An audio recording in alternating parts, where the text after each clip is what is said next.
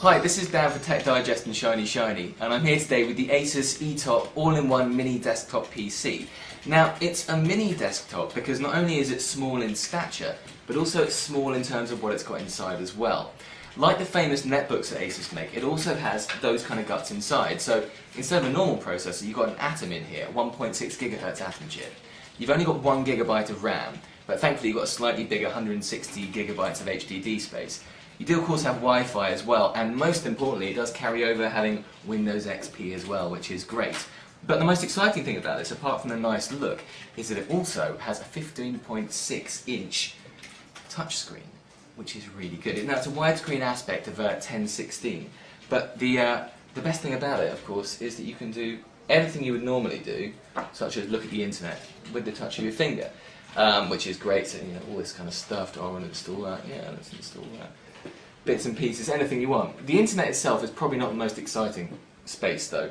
What I quite like are the things like the dashboard itself that it already comes with, like the EPC2. For example, something like the e-cinema where you store a lot of your media. It's just really nice to navigate around it.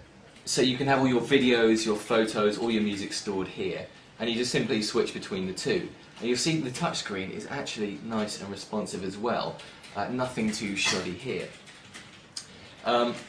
Like I say, what I like is the way you can go around, but something like the photos as well, you can see the actual screen itself is pretty good.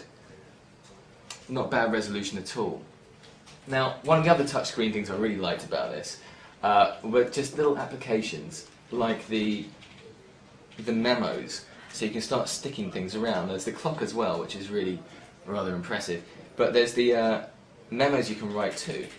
For example, hello, well, that obviously looks terrible, so obviously you can instead use a stylus. Like that, and then you can move that around the desktop if you want, start adding others, and when you're done with it, put it in the bin. Now, you can use the stylus for anything you like. Personally, I find it a bit fiddly. I use my finger as much as possible, but that's the way it goes. The stylus itself fits nicely into the keyboard down there, which is pretty slim too as it goes. You can get a wireless keyboard and mouse. The standard option is wired, which is also, it's a bit of a shame in a way because it's such a clean lined thing. But actually, it's, you know, it's still probably with the wired, it's expensive enough on its own, I'd say. It does have 6 USB slots, which seems slightly excessive, but what the hell, I'm not going to complain about that kind of thing. It also has surround sound, which is at the bottom here, under here and over here for the speakers, which I can demonstrate like that, but you probably can't hear exactly how wonderful it is, but trust me, that's not too bad for built-in speakers. The other thing about it, of course, it does have a 1.3 megapixel webcam at the top, so it's basically got all your utilities in one. The only problem with this is when it first came out, or when it was going to come out, we thought it was going to be £350. It's now a slightly skin-burning £450, which for me really, you know, takes it over the value point in terms of what you're paying for the insides of it. It's really the design of the touchscreen where the money goes. If you do still want it, it's out on the 29th of November, which is from now about 9 days' time.